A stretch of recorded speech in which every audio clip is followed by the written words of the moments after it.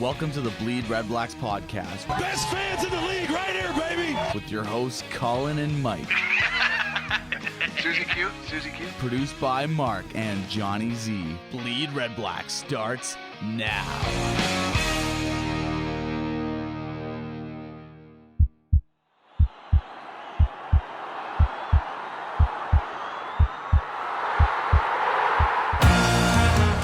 BleedRedBlacks. Gabriel is open in the end zone. Touchdown! The Ottawa fans and players are going crazy. Your number one podcast for all things Red Black. Left, Henry still on his feet. Now the toss, and it is caught for the touchdown. Wallace Miles. Every season, Echo drops the pass. End zone shot. Back right corner. Caught for the touchdown. Jamal Smith. all season. For Burris on first down, drops the pass, pressured in the pocket, takes off himself. Down to the goal line. Touchdown, Burris.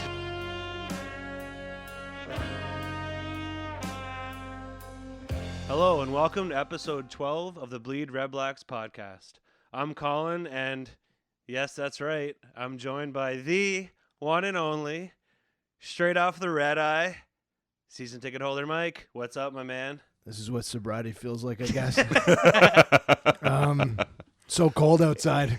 It's brutal. I know right now you wouldn't be able to practice your perfect cursive in those books with the 3 lines, you know?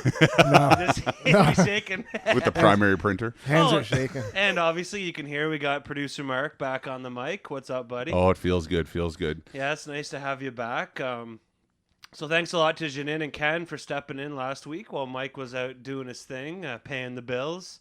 Also want to thank Yohani Uchis for calling in from Great. Hamilton. That was awesome. Great interview. I was able to hear it in Vegas. I Yeah, liked it. man. Cool. It was fun. It was probably a little more palatable than the one that you and I did. Yeah. Where you were sideways and I sounded like I had smoked for 80 years. Yeah. It was a good combination, but I'm healthy and you're in studio. Yes. And Mark seems to be in a pretty good mood today too. So Oh, it's life is good. It's a typical Tuesday night after a long weekend, I suppose. Yeah, you can tell NFL camps are back. Mark's rocking the cheese head, which is nice. On top of the headphones. And also, camp is the NFL season is starting because Arian Foster blew at his groin today, first practice. I heard and he's that. having surgery. So, make sure you pick him up. Actually, just keep that on the DL for our draft is coming up, right? You So- didn't hear that here. Yeah, that's right. Hopefully the rest of FFF is not listening to this podcast. It won't be the first or last time we talk about groins on this podcast.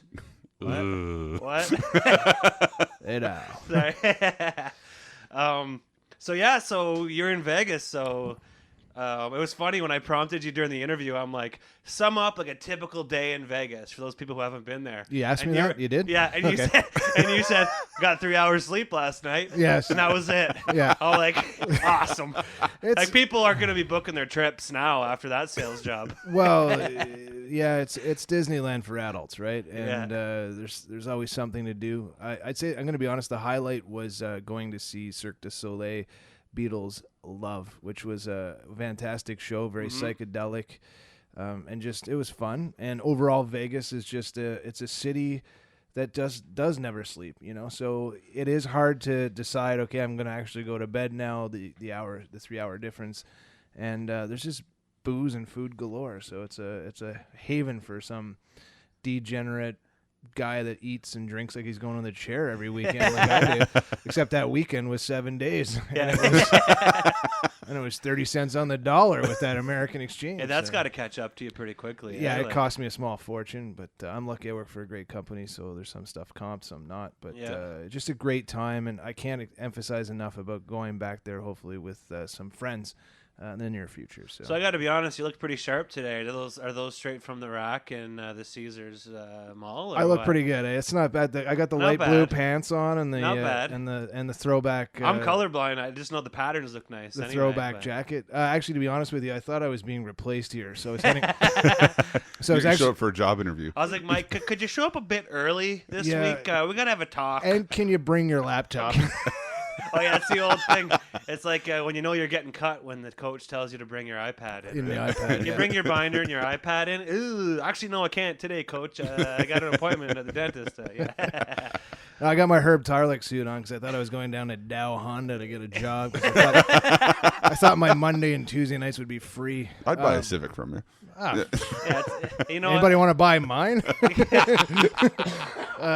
Classic. But no, this beautiful WKRP reference. I try and get put one. Cincinnati on the map, buddy. Right?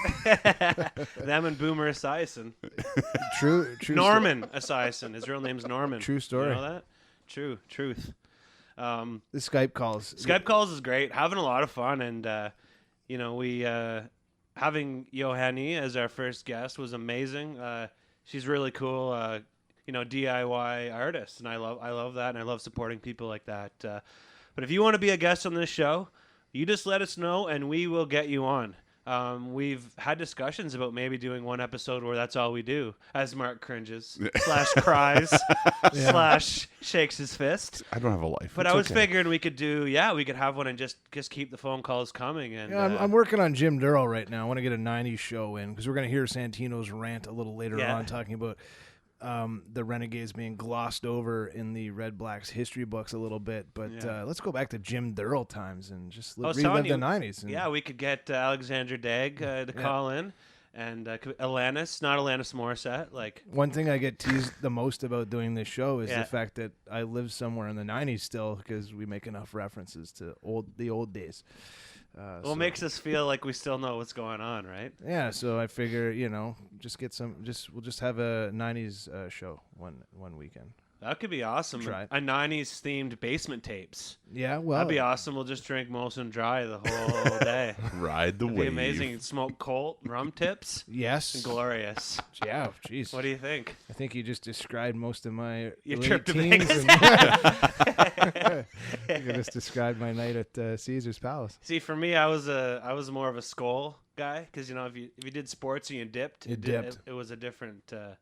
Disgusting in hindsight, right? Like, absolutely disgusting. And I'm sure I just did it for the head buzz, but you win some, you lose some. So you're Blue Jays, buddy. I'm moving on. Let's get away from the smoking tobacco. The Blue Jays, they're just crushing it when it comes to AAs open up the vault. Yeah, they've made a bold statement for sure, and the time is now for the Jays, and I mean, we're all really happy. I'm sure Mr. Batista's happy that he finally got the support he needed. I think that was something that he had asked for in his last 2 seasons. Yep. Yeah. But I mean, for those of you who live under a rock and don't know, we acquired Troy Tulowitzki, basically one of the best hitting and defensive shortstops in the game. That's the best infield this Jays team has had since Kelly Gruber was on the corner and Paul Molitor was there. We saw Paul. Paul's behind the bench and. Oh yeah. Well, he's behind the bench. Who are the Jays playing this week?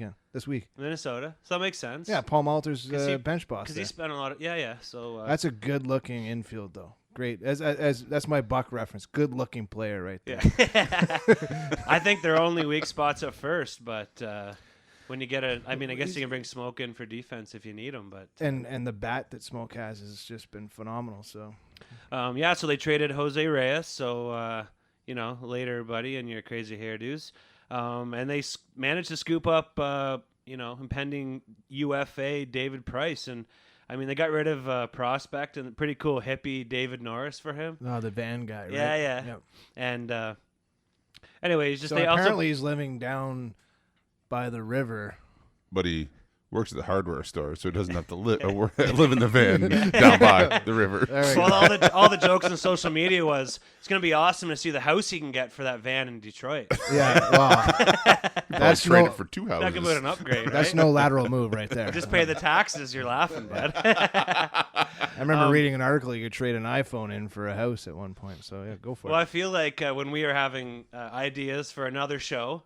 At one point, we had looked into that, and we were gonna buy that house for. Yeah, yes, we were. Sometimes we dream a little too big. Yeah, it was fun to talk about anyway. I'm sure we made reference to it on the basement tapes. But so lastly, we also picked up relief pitcher Mark Lowe and Ben Revere. Revere led the NL in hits last year, career .292 hitter. Dude only walks like once a year, but whatever.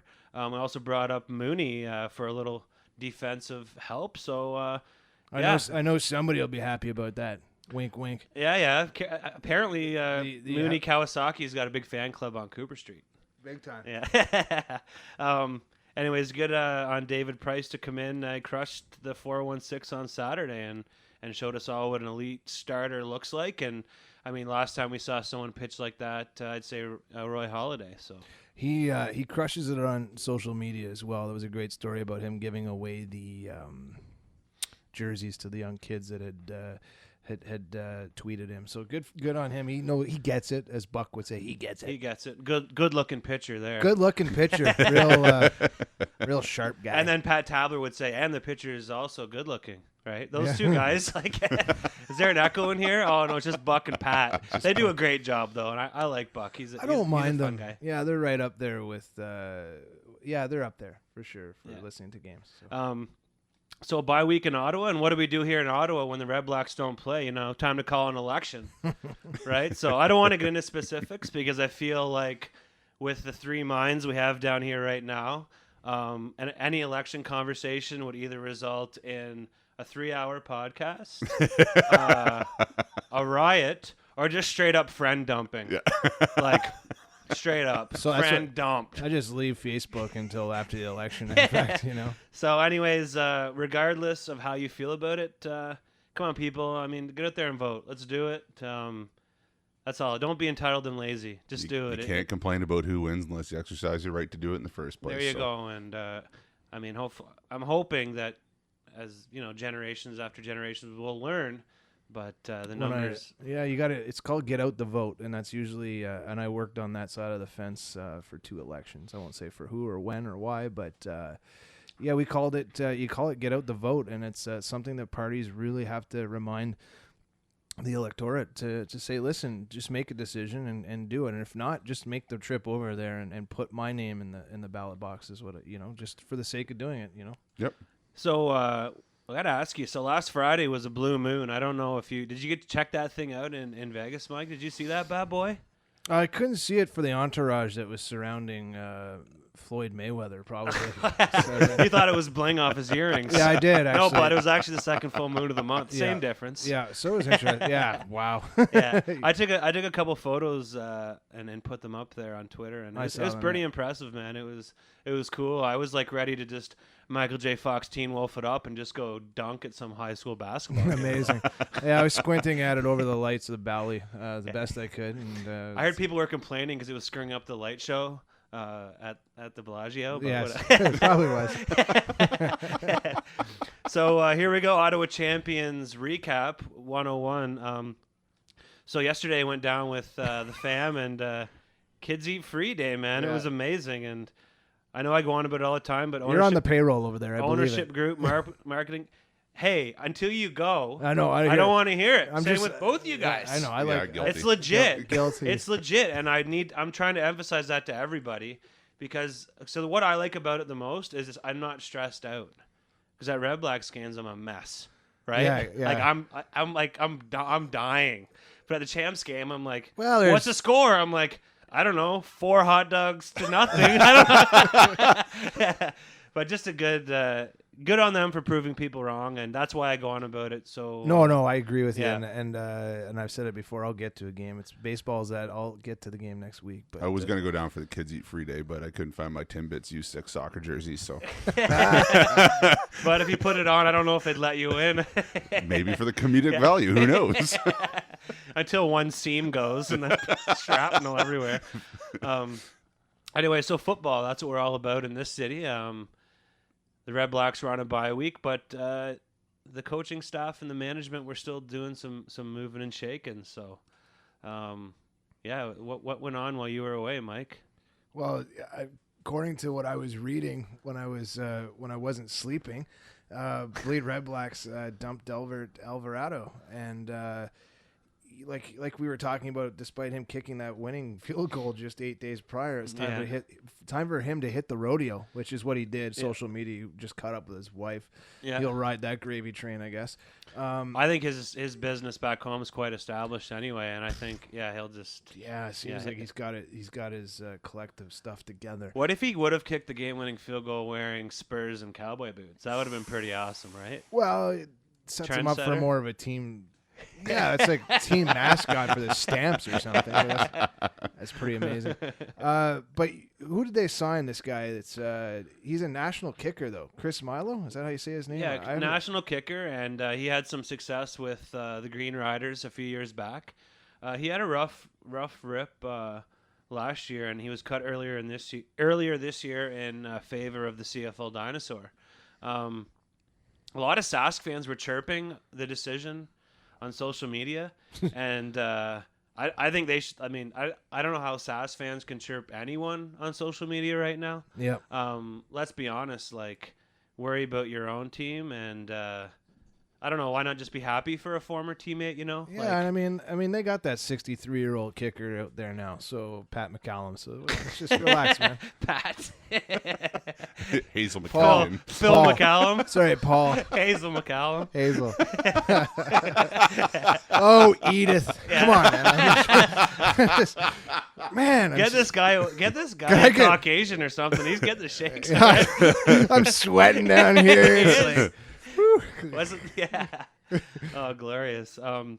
So Gravy Pizza Chatter Oh, is man. filling up Twitter. So I got stumped by Yoheni during the interview, and she was like, "What's Ottawa known for?" yes. And I was like, "Beaver tails, yo." And she's like, "Come on, we got those at home." Yeah. And I was just like, "Oh man!" Like I was looking at Mark, like, cut the interview, pull the plug. Yeah. Anyways, after a lot of very Deep sleepless nights. and wandering the streets of Elgin, probably. I found what I was looking for at Gilmore and Elgin. So, Gravy Pizza at House of Georgie's. So we're hoping there were some people who were interested in meeting up for a slice prior to the game. It's a long way from Brewer Park, though. Yeah, Get them to but deliver. They'll deliver. You to could Brewer follow the Park. trail of gravy. what all if the we way to had them Brewer. deliver to Brewer Park? and do a live ladle on Periscope of the gravy going on the pizza? Amazing. If that's not riveting stuff, I don't know what is. Like, That's everyone else in the CFL podcast land is picking up their game, and I think like something like that will really elevate us to a new level. Right? You mean other podcasts are looking at what we do here in Ottawa? I know. I'm not just a suit. I'm a marketing genius over here as well. So, You have to excuse me. I thought I was done with this cold, but you know what I loved about Georgie's as a young man, though? You'd remember you had Georgie's the next day because you'd have gravy on your Echo T-shirt or whatever you were wearing down at the club. Every piece of clothing. I you could actually own. fit a slice in each side of my major damaged side pockets in my jeans, man. Oh snap! Yeah. Oh snap! Then I'd wipe it on my Chicago basketball jacket, the leather one. The starter one? Yeah. No, just straight up Chicago. Like, it didn't even have a team affiliation. Beautiful. Just said Chicago with the basketball. And you took that Chicago jacket because you put the 8-ball jacket down, didn't you? And you picked up the It was a direct swap. Direct yeah. Oh boy! So let's get some of those boys into the gravy pizza for sure. That'd be amazing. Yeah, so Cliffy D is eager, and Jacqueline was eager. So I don't know. I have some friends coming into town this week. I don't know if I'll make it to Brewer. Yeah. But I'll definitely, if I can, hook up with those guys and get some carbs and some sodium. I might into us. I might see if they'll deliver down at Brewer Park. That'd be fun. That could be pretty awesome. There's for enough sure, food down there anyways. What we could do is get it delivered, then I'll just hop in the car and go to Brewer Park with them. Eh? I actually thought about delivering a pizza to Brewer Park last time I was walking down towards the park. I was like, why don't I just grab a pizza and have him take me there? I've done that when I was drunk before. You ever do that? You get to the pizza place and you're like, hey man, can I have like a pizza? And then you're like, can you just take it home for me and take me with you? And it's cool. Lorenzo's on Iris, and he's like, Michael, you live 2 blocks away. What the hell? As opposed to pizza delivery, it's pizza deliver me. Yeah. Hey, that could work. It's like the new Uber. Actually, he's more happy to see me there buying the pizza because he knows when I get home and call him, I'm just going to pass out. And you just want him knocking on your door for hours. Hey, Mike! Hello, Michael, your pizza here. Mike, a pizza. And then he calls back 25 minutes later. Hello, Mr. Smith, your pizza is still here. You want me to deliver it back again? She's like, I didn't order a pizza. Quit crank calling I wake me. up at 6 o'clock in the Get outta morning. here. The last message from him is like, hey, Mike, I put the pizza out aside. You come down and pay it tomorrow, okay? By the time you get down there, there's 3 raccoons already halfway into it. And one of your nosy neighbors is eating the last bit of pizza bones. Oh, Mr. Cuthbert. Real son of a gun, that guy. Yeah.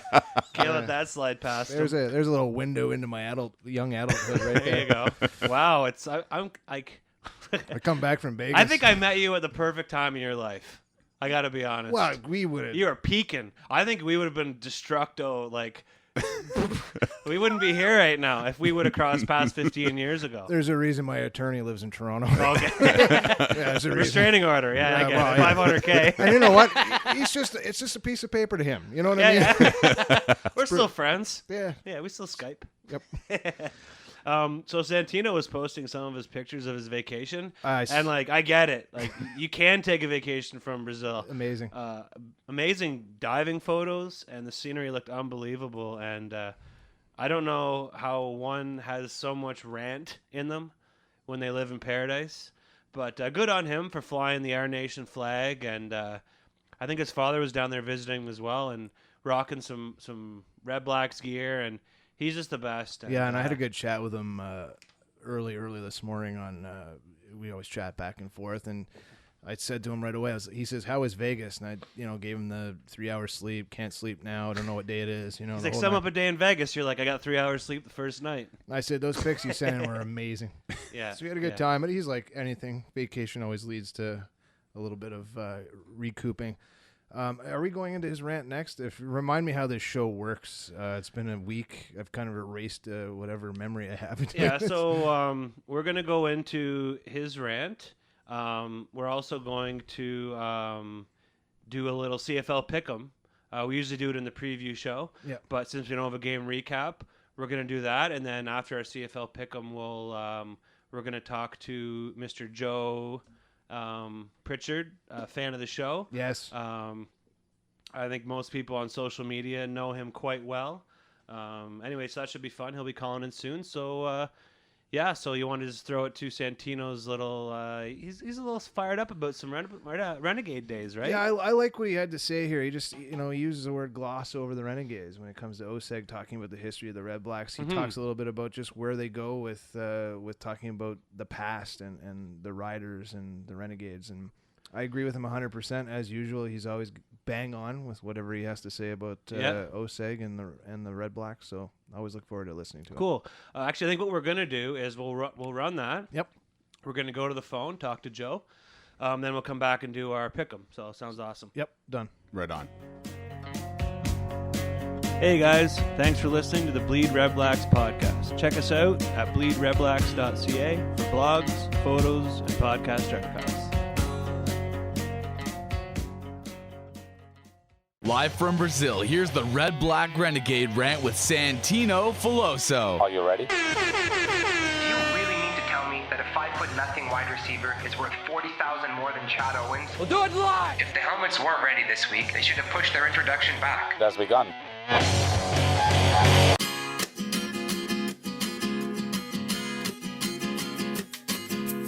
Since returning to the CFL in 2014, the Ottawa Red Blacks organization has for the most part done a fantastic job honoring Ottawa's storied CFL history. Whether it's been alumni such as Russ Jackson or Tony Gabriel present at home games and introduced to the crowd, or the retired Rough Rider numbers hanging in the stadium, or the beautiful Frank Clair statue overlooking the field, OSEG hasn't shied away from linking their franchise to the glory days of the past. Another example of this can be seen when the Red Blacks occasionally release a Throwback Thursday piece on their website profiling a Rough Rider grade, a Grey Cup win, or an important game in Rough Rider history. Naturally, it makes a ton of sense for the Red Blacks to tie themselves to the Rough Riders and remind our nation of the glory days, because so many members of our nation have been lifelong fans who do remember the winning tradition of the Rough Riders. That being said, OSEG has completely glossed over the Renegades, and while you could argue that the Renegades never won anything and were run by possibly the worst owners in the history of pro sports, by ignoring the deeds of the Renegades, an entire era of players who left it all on the field for our nation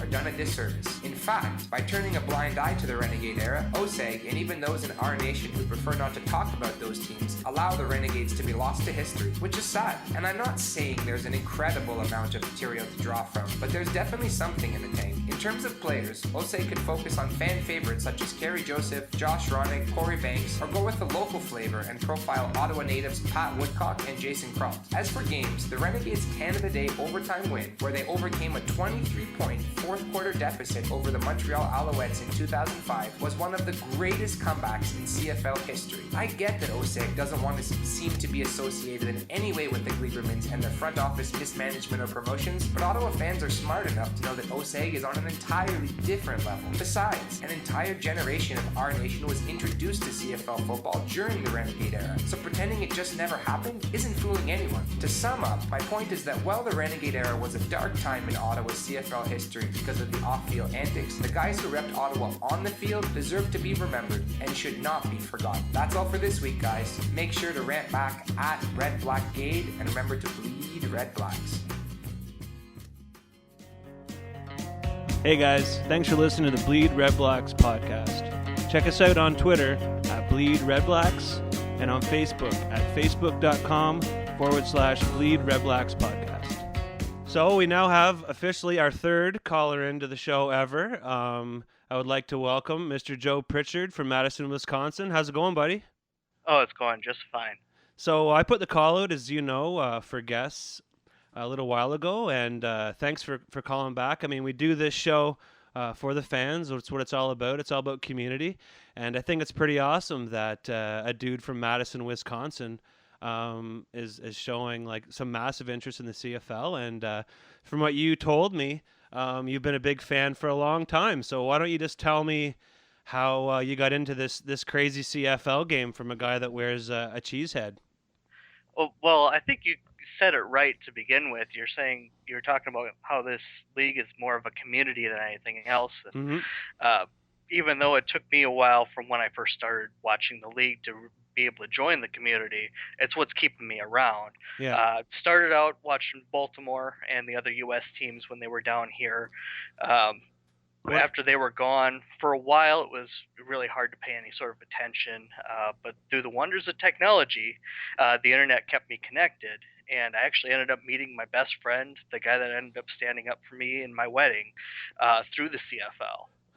So the CFL is kind of the gift that keeps on giving. That's pretty. It must have been cool having Rocket Ismail at your wedding. That's pretty cool. not quite. But the league has given me a lot for the effort I've put into paying attention and following it. It's becoming easier every day between the new ESPN contract and Twitter is now definitely a part of my fan experience as well. It just makes it so much easier to pay attention, and the people keep me wanting to come back. It's Mike here. I love this story. So one question you touched on it is, how do you watch the games? Like, is there some sort of bar you can go to somewhere on the outskirts of Madison that would show, like say Trailer Park Boys and then the CFL football game, or how does that work? How do you watch a weekly game? Not that I'm aware of, but if you do know of one, let me know. ESPN has shown a bunch of games lately. Most of them are on ESPN2.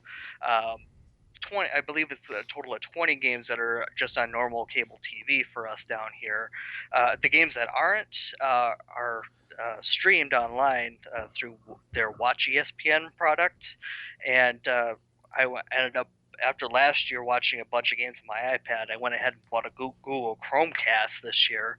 So all I have to do is tell my iPad to, hey, send the Watch ESPN app to the TV, and now any CFL game I want, anytime I want it, because I can go back and watch the old ones as well from this season, I can just throw it up on my TV and watch it. Used to be, back 5-6 years ago, you had to really know exactly where to look. There weren't a lot of cable channels putting it on at all, but now it's so easy. It's a touch of a button these days. About probably 10 years ago, you needed one of those giant satellite dishes in your backyard that I used to see when I was driving down the highway in the country of in the Valley of Ottawa. And I agree with you. I actually used that particular app last year when I was in San Diego to watch the Red Blacks game when I was in San Diego. Speaking of the game itself, one question I always like to ask American fans about the rules and maybe the width of the field. What gets you? What I know we get into that difference making between NFL and CFL, but what appeals to you most? Is it the field width or just the play calling? What is it? Honestly, it kind of feels like more of a pure form of football from even way back in the day, way before we were all around here. Kind of what the game's roots seem to be still around in the CFL game, whereas in the NFL, they've taken a lot of that out. They're doing everything they can in the NFL to take the foot out of football.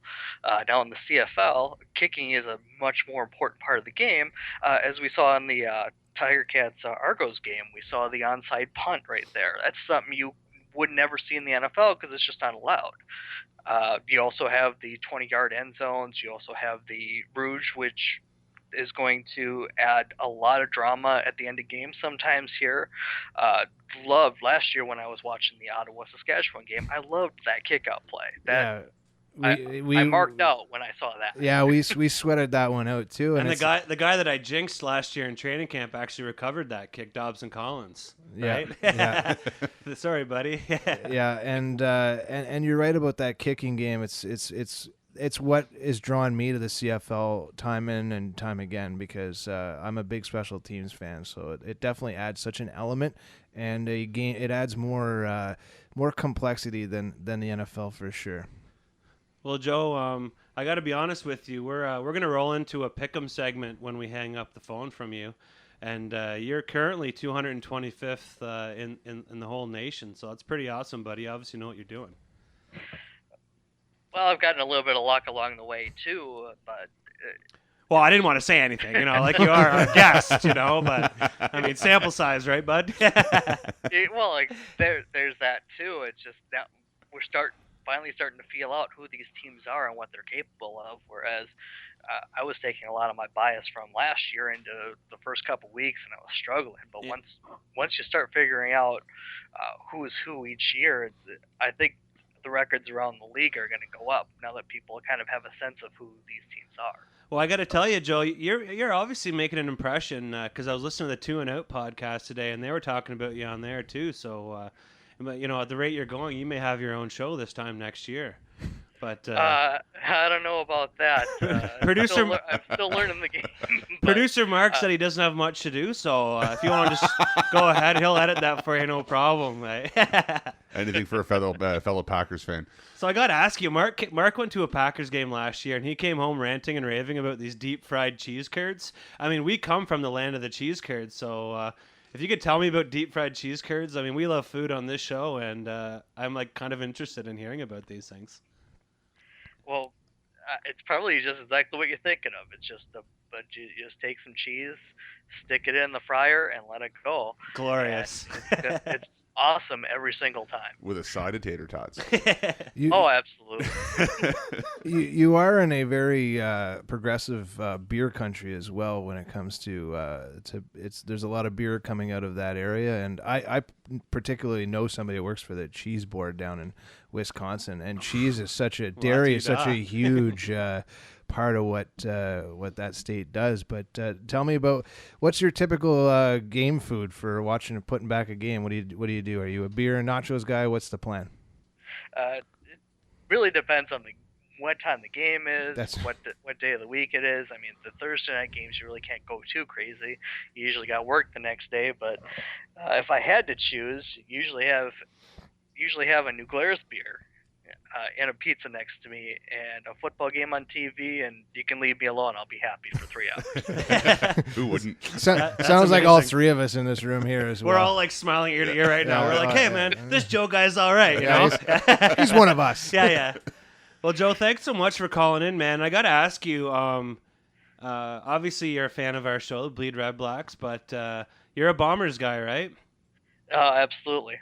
Okay, so you and Janine will get along well then. She's now, is dedicated to the Red Blacks, but she still has that Bombers in her a little bit, So, well, thanks so much for coming on, buddy. It was a pleasure, and anytime you want to call us, feel free. And plug your Twitter for us, so everybody. Let's hear it. Sure thing. Well, I'm definitely on Twitter. It's USFL Tecmo. Just let me know. I'll talk CFL until the cows come home, which around here happens usually about sunset. Nice. Twice a Are day. you sure you don't live down the road, bud? You're not in Winchester, are Cheese you? curds, beer, pizza, cows coming home at sunset. I mean, we all milk the girls in the morning too, So. Well, thanks so much for coming on, buddy, and it's our pleasure. This is all about community for us, and the fact that our community has now spread to Wisconsin is just amazing, and we're flattered, to be honest. And thank you so much for all your support, and go Red Blacks. That's about it. Well, sounds good, guys. Anytime. Cool, buddy. Thanks a lot. Thanks again. So since we didn't have a game recap this episode, we're going to talk a little Week 6 CFL Pick'em. So, Santino, the heater continues. He's 3-1, and he's like just come back from the dead. Ottawa J as well. Janine, she was 3-1 last week. Mark, yourself, 3-1 last week. I was 2-2.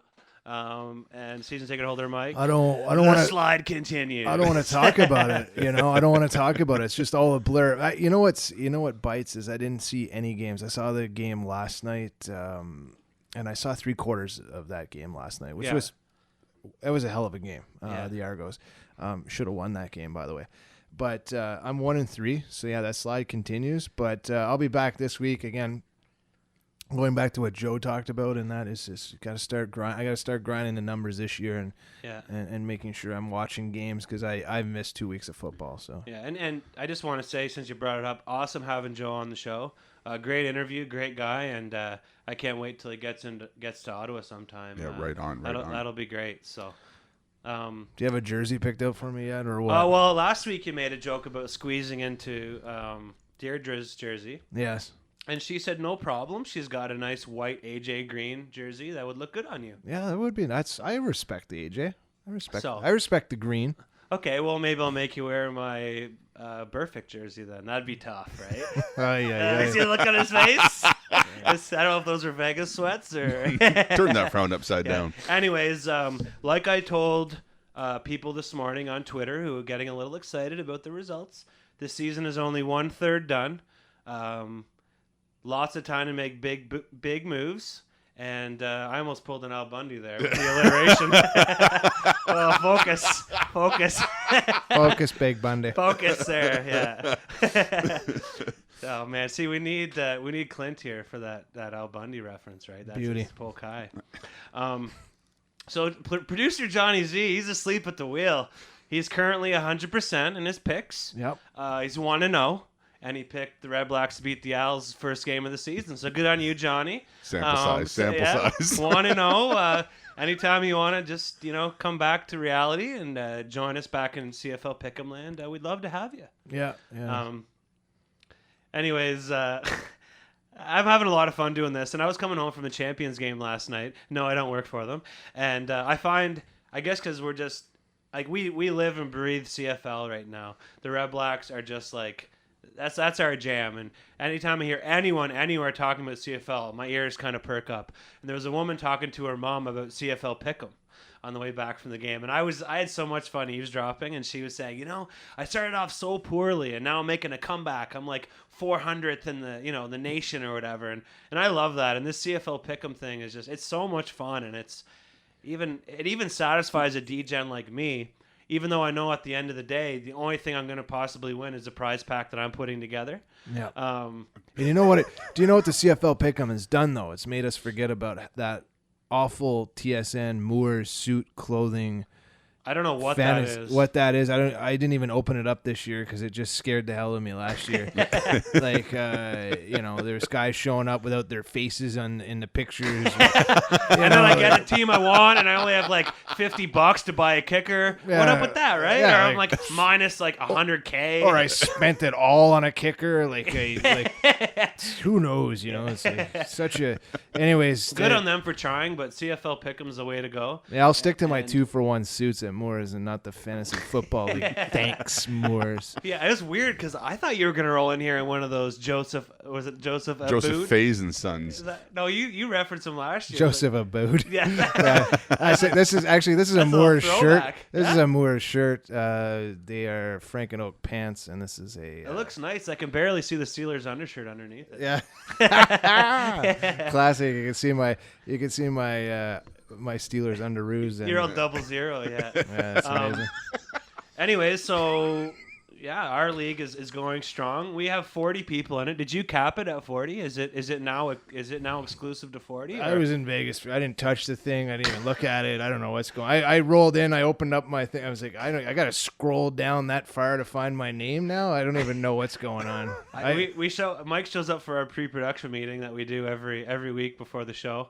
And the first thing he says is, so did you replace me? Like, yeah. Nope. All right, let's go to Mark's. We're set. Like, by the way, we got an interview going on. I'm not really sure what we're going to say, but anyways, that's how we do it, right? Just keep you look at Empire Andrew. What's going on there, buddy? Like, he's crushing it. Trying to roll a better podcast than us. You're trying to do better at pick'em than us. Man. Well, joke will be on him because when I send the prize pack to him if he wins, I don't know how well pickled eggs travel. Yeah. So he might have to come pick it up, or we can just put it on the old CN rail. You can get it in 6 to 8 weeks. Andrew, that one download you got from Nevada on Libsyn, you know what I'm talking. I'm talking to you right now. That was me. And I fell asleep on the plane. I didn't get a chance to listen, but I'll listen this week in my car. So there you go. Hey, DL's a DL, man. DL's a DL, son. That's all that counts. So Andrew's in first place in our Bleed Red Blacks pool with 2159 points. There's a guy that's not rolling 100% confidence and leaving points on the table, but he's 94th overall, which is pretty awesome.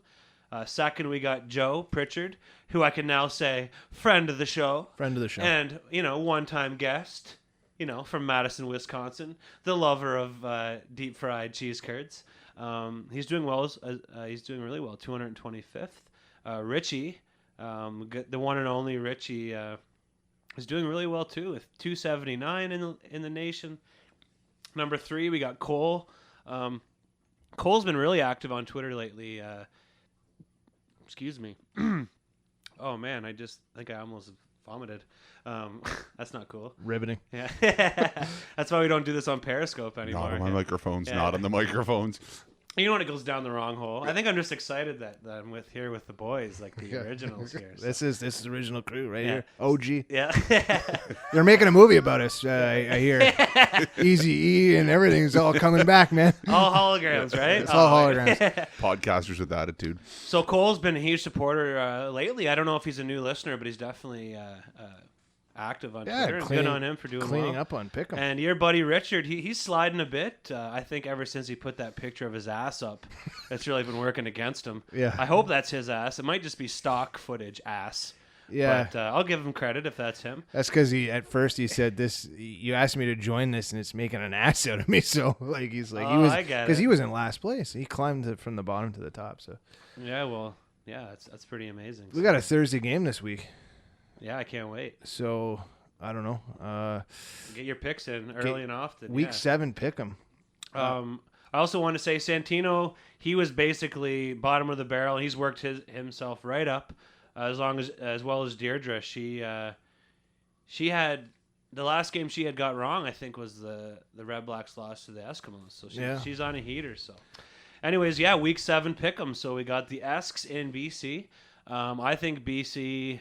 They had a lot of positive vibes coming out of their locker room after the last game, and I don't really know. I don't think they're as good as. I don't think they're a 2-2 team. I think they got some weaknesses, and unfortunately, it sounds like the fans are having a hard time getting down there too. I listened to the BC Lions podcast this week, and just the logistics of the new Vancouver are really making it difficult to get down to a game, especially the Thursday nighters. But even the Friday nighters, Mojo had talked about leaving work like at 3:30 and still taking them, an hour and a half to get downtown. So hopefully they sort that out, and hopefully as summer kind of goes away and people come back to school, they can get some bodies in the barn. It's an awesome barn, but I think the Esks are going to go 5-1. Yeah, for me personally, I've got to grind out 2 weeks of highlights and just a couple of game recaps on CFL.ca. In fact, that's what I was going to do tonight on the old iPad. Sounds good. Because I feel like I'm out of touch. I don't even remember who BC played last. So it's for me, being in the U.S., I have to get back on track here on the CFL. So, but I'd be leaning myself probably towards Edmonton. They seem to be a team that's looking to just take over the West. So, and in the power rankings released today, they are now ranked the #1 team in the CFL. Yep. But take those with a grain of salt. Let's be honest. I mean, the Red Blacks are buried, but we'll see where they end up at the end of the year. That 3-2 team. So the Owls come to TD Place. It should be a pretty awesome game. Last time these two teams met, the Red Blacks had an awesome victory, first game of the year. I don't know which way I'm leaning. How are you feeling about this one? Well, you look at those two losses. We'll talk a little bit about it in the game preview, but definitely I want Friday night to be the start of Montreal fearing that trip to Lansdowne. So I'm hoping it starts on Friday. I'll leave it at that. And the Owls actually have 2 trips to TD Place this year. They play the Red Blacks 3 times this year. There was a local newspaper who said that the Red Blacks would sweep the series if they won next game. Little do they know, they should look at the schedule next time before they write their headlines. Not naming names, just a local rag. Could have been anything. Could have been the Metro. Could have been the Centertown News. You never know. Winchester Chronicle, whatever. It's a Winchester Press, actually. Yeah. And the sports writer there, he's on the ball. Yeah. Trust me. Yeah. Enough Junior B games. He can look at that score sheet and sum up that whole game. Yeah. Yeah, because he spends most of the game in the beer garden, right? He just looks at the score sheet, right? Sorry, anyways. We know I love local hockey, junior hockey. So Saskatchewan, the 0-6 Saskatchewan Roughriders head to Rogers Center. Or is that what it's called? The center that Ted Rogers built or whatever, to play against the Argos. So that could be an 0-17. That's tough. I don't know if they're going to shake it up there or not. I think you got to give their coach a little bit of credit. He did give him a ring not too long ago. And they're without their quarterback. And I feel like if Durant was still around and the team was 0-6, they'd be, he'd be taking all the heat. So yeah, and the Argos just put 360 plus or 300 plus passing yards on the board, I believe. Yeah, last night. Don't quote me on the number. I fell asleep twice during the game. I was pretty rattled. We're really coming back at you here hard tonight, guys. Like we ran with the skeleton crew last week, and this week we're just frazzled. Yeah, I like it though. This is legit. Yeah, it's legit. What you see is what you get. Right? I don't put on a game face, son. This is it. I only got one face. Yeah. Used car salesman, son. Yeah. So I think it could be a tough challenge. I think the Argos are going to win. And lastly, Winnipeg go to what is proving to be the toughest place to play in the CFL. Unbelievable. The Ticats have yet to lose at Double Stadium, and I don't know. I think this could be a tough challenge for the Bombers. Even though they did pull off a win last week. I don't know. It's hard to go against the Cats right now, Like the D-Gen in me says, they're not going to win 8 in a row at home, but I thought the same thing last week. So yep. I don't know. I think I might have to pick the upset and go with the Bombers there next week, which will make Shannon happy. All right. So I guess that about wraps it up in a little mini version of the show. We're going to throw it to Janine. She's doing her little around the CFL action that we're all falling in love with, and it was great having her in studio last week, and great having her just be around the team. And she hadn't been in the podcast team; she hadn't been in the studio all year, so it was nice to have her here. And it kept us honest, and that was a lot of fun, man, for sure. So a lot of positive feedback. In regards to her appearance, and we love having her around. So anyways, let's roll to Janine with her around the CFL. No Bytown Beat segment this week. I think Johnny Z is still picking up the pieces from the Osheaga Music Festival. But as a young man in his 20s, that's the way she goes. Yep. All right, sounds good. And make sure everyone checks out our game preview. It's going to come out Thursday. So perfect. See you boys Friday at TD Place. Hey guys, for Instagram photos, check us out at BleedRedBlacks. For game day photos, tailgate photos, and photos of whatever, come check us out at BleedRedBlacks. Dude, isn't she a Bombers fan? Let me laugh even harder. But for the love of God, please start hook sliding. Dude, whatever. She's an Ottawa fan too. Did Buck Pierce's constant injuries not teach you guys anything? Playoffs? I just hope we can win a game. Enough ranting, on to the games. Really? Righteous. Welcome to Around the CFL with Jin on the Bleed Red Blacks podcast.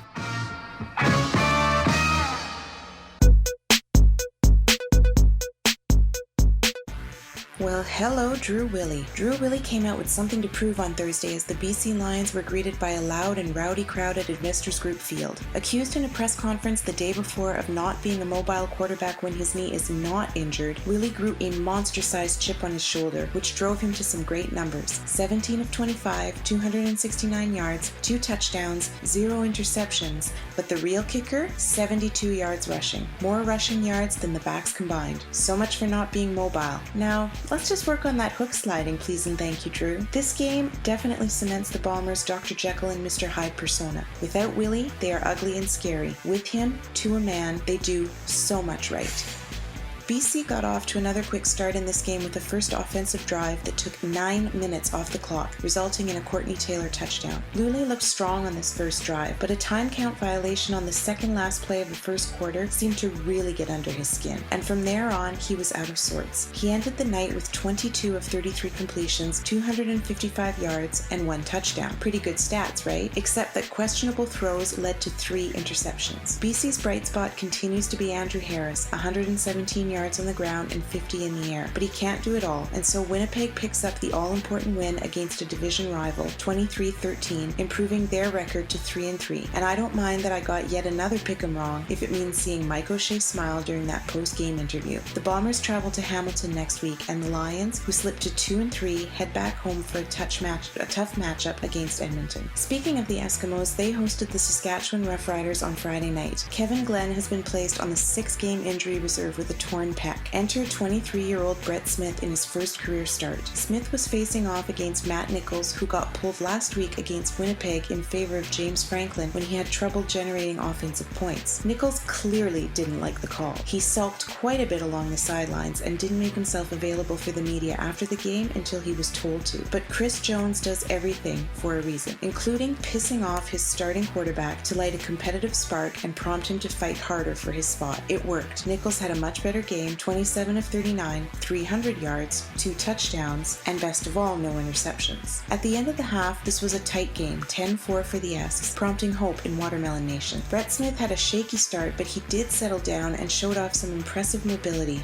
To be 23 again. He improved steadily on each drive. He went to the air more than expected. OCs often call a bigger ground game for their rookie quarterbacks, but not Chapdelaine. I figure he was expecting Edmonton to prepare for the run, so he went to the air, which ultimately gave Smith real game reps and probably helped with his confidence. His stats on the night, 15 of 22, 132 yards, 0 touchdowns, and 2 interceptions. Those interceptions came in the second half, and after throwing his first, picked off and hauled in by Patrick Watkins for a touchdown, he just had the feeling that Smith wasn't going to recover. He didn't. Sinceri came into the fourth quarter to get some reps in a game that by that point was already over. Edmonton won 30-5, improving their record to an impressive 4-1 and claiming first place in the West. They face off against BC next week. Saskatchewan sinks to 0-6 for the first time since 1979. They will face the Argos in Week 7. On Saturday night, the Montreal Alouettes visited the Calgary Stampeders. Remember that during their Week 2 matchup, Rakeem Cato made his start in the league and surprised many of us, including the Stamps, by getting the win. The Owls started this one by going hard at the Stampeders again. By the end of the first quarter, they had a 17-0 lead, thanks to touchdowns by S.J. Green and Stefan Logan, the latter on a spectacular punt return. But the second quarter belonged to Calgary, as Bo Levi Mitchell connected with Markway McDaniels and Eric Rogers for touchdowns. Then Joe Burnett laid out to intercept an overthrown Cato pass, and momentum shifted in favor of Calgary. On the first drive of the third quarter, McDaniel hauled in his second touchdown to give the Stamps their first lead. The Owls came close to regaining the lead when Rakeem Cato slipped his way out of a collapsing pocket and threw down the field to former Red Black Dobson Collins, who had a clear path to the end zone until Fred Bennett came up from behind and stripped the unsecured ball from his hands. Oh, Ottawa fans, we are all too used to that, aren't we? Ultimately, the Owls were never able to regain the lead. In fact, Calgary shut them out of any points in the second half, with the exception of a safety they gave up to run down the clock in the dying seconds. Stamps get the win at home, 25-22. Bo Levi Mitchell looked more himself, finishing the night with 23 of 32 passes for 329 yards and 2 touchdowns. And while Cato may not have secured the win, he is still a fine quarterback to watch, especially watching him bounce bounce his way out of a collapsing pocket, break tackles, and throw the ball downfield. He finished the night completing 20 of 32 passes for 278 yards, 1 touchdown, and 1 interception. With this loss, the Owls' record drops to 2-3, and they sit in last place in a very competitive East. They'll be looking to bounce back next week when they come to our barn to play our Red Blacks. Calgary's record improves to 4-2, good enough for second place in the West. They will rest up next week during the bye week. The final game of Week 6 was the season opener for the Hamilton Tiger Cats against their division rivals, the Toronto Argonauts. The Ticats love to play at home, where at kickoff they were undefeated. Plus, they got 2 of their best players back for this game, Eric Norwood on defense and Luke Tasker at receiver. But with the season that the Argos have been having, with Trevor Harris at the helm, this was anyone's game for the taking. This game had surprises, heartache, and everything in between. A heated rivalry, fueled by even more intensity as QBs Harris and Collaros, former teammates playing behind Ricky Ray, matched up against each other for the first time as starters. A first quarter special teams trick play when the Ticats kicked an onside kick and recovered the ball for a touchdown as a shocked Argos special teams looked on. Injuries to the just back CJ Gable, elbow, and to fan favorites Andy Fantuz, another elbow, and Chad Owens, foot. A 29-minute weather delay, a second successful onside kick, this time for the Argos in the dying minutes by rookie Ronnie Peffer, and even a bench-clearing fight. But ultimately, Hamilton played a well-executed game, and Trevor Harris didn't have any fourth-quarter miracles to pull off. He wasn't helped by Toronto penalties or by 4 turnovers on downs. He finishes the night at 29 of 40, 326 yards, 1 touchdown, and no interceptions. Collaros had a great game. 21 of 27, 229 yards, 3 touchdowns, and no interceptions. He leads the Tiger Cats to a 3rd win on the season to improve their record to 3-2. Toronto drops down to 3-2, setting up a 3-way tie for first place between the Red Blacks, the Argos, and the Ticats. Ticats stay home to take on Winnipeg next week, and Toronto heads to Rogers Centre for the first time this year to take on the Riders. Well, that's it for this week's edition of Around the CFL. Remember to tweet us back using the hashtag ATCFL with your thoughts about your league, at BleedRedBlacks and at OttawaJ. Thank you for listening to this week's installment of the Bleed Red Blacks podcast. All musical content used in this podcast is all local Ottawa talent. If you are a local artist wanting to get your material heard on Bleed Red Blacks, send us a message on our Facebook group. Tune in next time, and remember to bleed red black.